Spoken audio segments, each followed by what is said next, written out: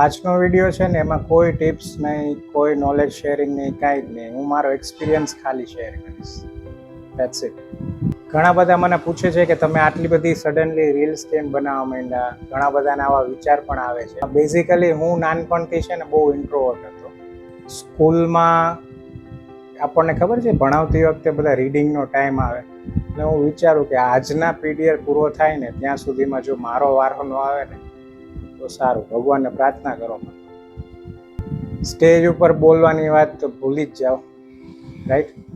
Fear એવું છે ને કે એકવાર ઘૂસી ગયું ને તો ચાલો નીકળતું નથી.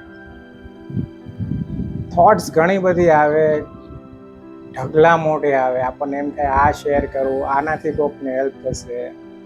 એટલી શેર કરવાનો પણ જે આનંદ છે ને એ કંઈક આઉટ ઓફ ધ બોક્સ. એક વર્ષ પહેલાં પણ મેં આ સેમ વસ્તુ કરેલી હતી કે રીલ્સ બનાવવાની ટ્રાય કરી હતી. ત્યારથી હું આ ટ્રાય શબ્દ મેં કાઢી નાખ્યો ડિક્શનરીમાંથી કે આપણે ટ્રાય નથી કરવી.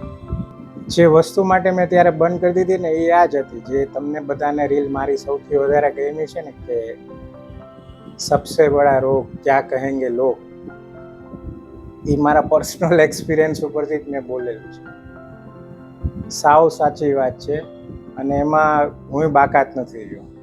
જે પણ કરવું હોય ને એ આજે જ કરો. તમે પણ જો આવું કંઈક વિચારતા હોય કે તમારી થોટ પ્રોસેસ તમારે શેર કરવી છે, ભલે ને કદાચ બોલ્યો નહીં, લખીને ટ્રાય કરો.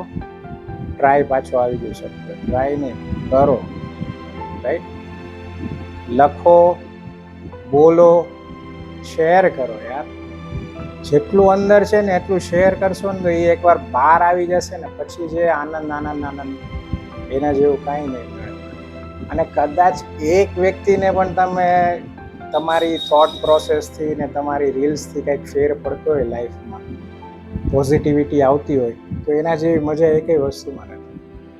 Four me sharing is happiness. Sharing is caring નહીં. કેર તો આપણે પછી કરશું જ્યારે કરવાની હશે. તો જે શેર કરવાથી મજા આવે છે ને, અનબિલિવેબલ.